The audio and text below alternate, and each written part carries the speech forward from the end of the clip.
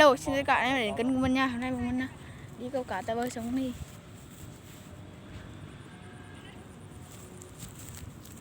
Ôi đuôi đuôi. Anh ơi, cá rô nó rất nhiều luôn.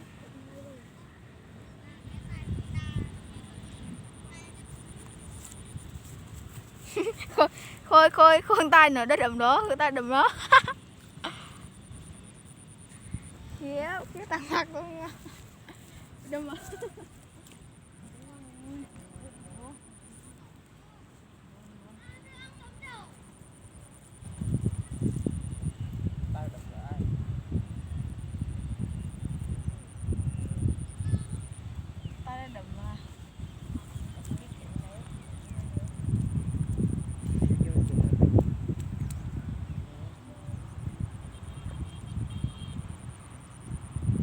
Nhiều đi là đủ mấy thằng bật nhau lía lía.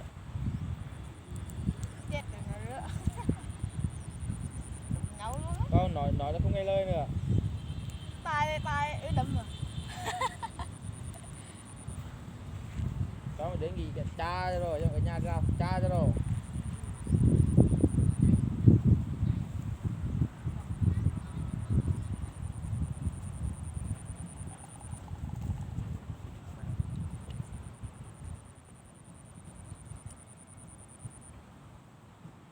Thằng mua mặc áo màu cam á. Màu xanh á. Xanh đen á.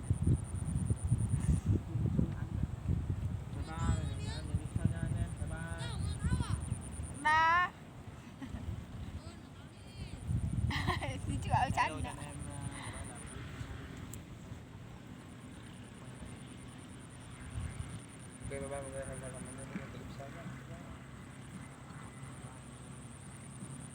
Đủ mi bè tận một không làm không lý. Lúc cho nên trên đâu lên. Bây giờ là review cùng bạn làm xem nhé.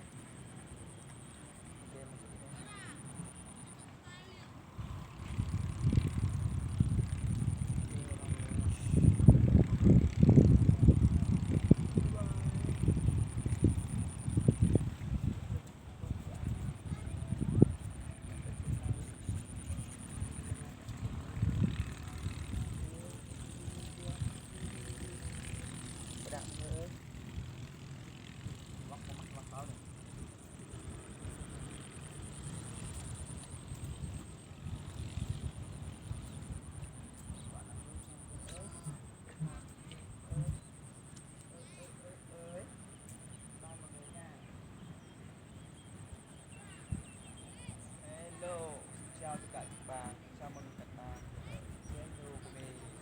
Hôm nay mình đi câu cá tại bờ sông Ni rất là nhiều cá. Và cái cộng đồng chó điên đang câu cá rồi tông tiếng đó. Tông đi tập ra ngoài có cá. 6 phút mới chết chứ tông. Ôi. Tuy nhiên là tiêu nhiên tuổi anh em còn chắc vẫn lâu. Anh em được bày nhau toán rồi. Tao đập mô.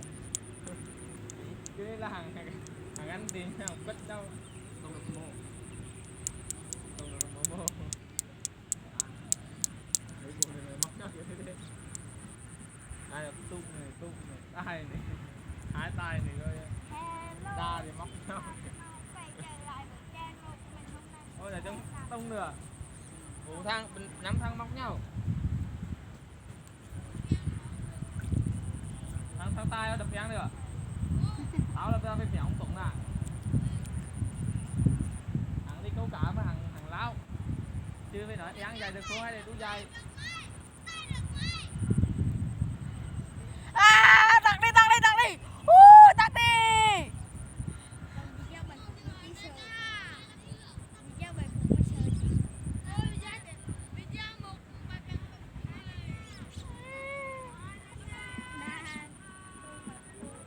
Tụi nhá ăn về nhang tay rồi á. Tụi nhá về nhang tay rồi là họ còn là chứ là ông tổng dày có được không hay là đủ dài đập. Cho chú bơi lên bơi xuống luôn. Tụi nó không tạo lương ra này. Gấp tất cả tụi bay nó gấp 5 người tụi bay nó. Tao nó một tay thôi.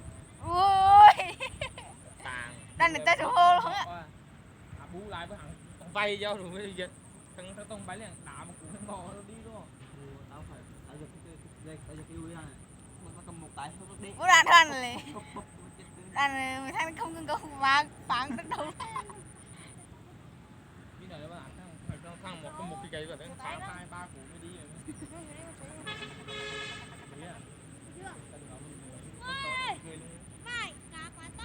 Cái cạo luôn mơ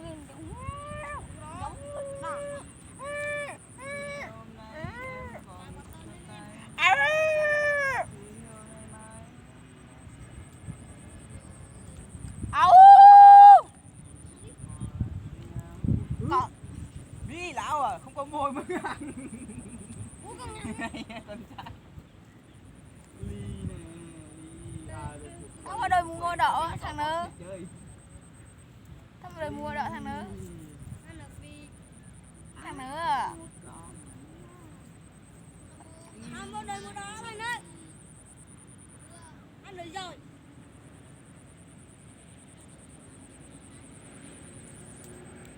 Không có một đôi mua đỏ. Đó, Bây là tao à? Đà. đôi mua đỏ mau mua đỏ đầm. Ui. Tết rồi. Một đời một đéng á. Tết đã. Tết rồi thôi. Tết rồi. Tết đau rồi. Con tay. Ôi thằng cả sải chơi. Thằng cả sải chơi.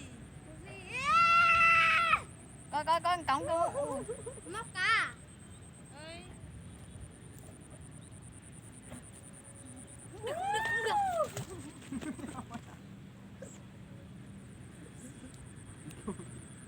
Đi ạ có vừa thôi. Liêu. Được.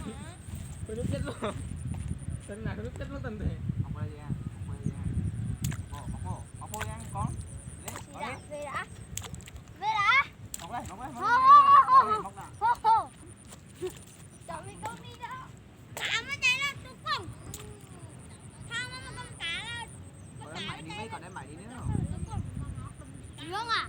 Nướng. Ở xin á. Còn đem mày đi không? Khi thì ngay đem mày đi nướng. Nướng. Nướng ở đâu? Luôn tại phải du lịch luôn. Còn một bồ nhà em. Được đến tảng cách xong từ nướng. Em đừng có nghe. Nào vậy? Em đừng có khi em đừng có nghe đâu. Cần chi nhiều. Anh em ơi, xong mua đôi mua đỏ. Đỏ mà hả? Ui, cá nữa nè. Nó ra bò ngu ngon đó anh em ơi. Đôi mua đỏ đầm á. Cá ăn Thuộc tất chất. rồi. Một đen á. Ui, nắng. Một đen á. Yeah. Con em cứ đó. Có ăn thì có bên này.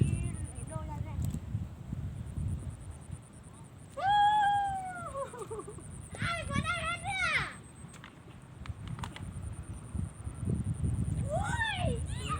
Ui. Rồi mắc rồi. Hai cả tà nhau á, cả không mắn. Ta à thứ nữa. Cả hàng tắm vô ra mình. Anh đây mà có thằng đừng mua một đen á. Nó tay rồi. Đừng mua đen mà đây có ngựa. Thằng này dễ nhất. Là to nhất. Thằng đi căng nghe. Đi. Ra cục căng nghe. Cố tình. Con Cùng đây. đi luôn. Chịt này đó. Mấy cả tôi. Có rồi. Mượn ra hai răng nhé. Con. Đang tính. Lấy ra hai răng.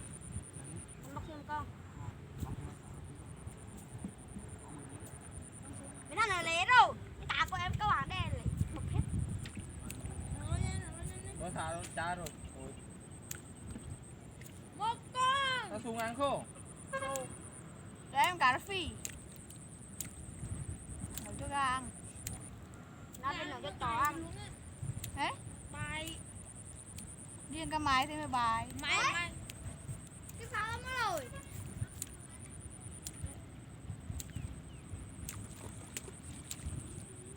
Thằng Ui bự. quá lắm đi. ta một đôi mũ màu đen á, màu đen. tung ôi có đủ thế. Ui máy luôn. Điều tra rồi mới bị 20 rồi. 10 phút rồi. Bye bye tất cả anh em nha. Bye bye. Hẹn gặp lại anh cái lúc sau. Bye bye.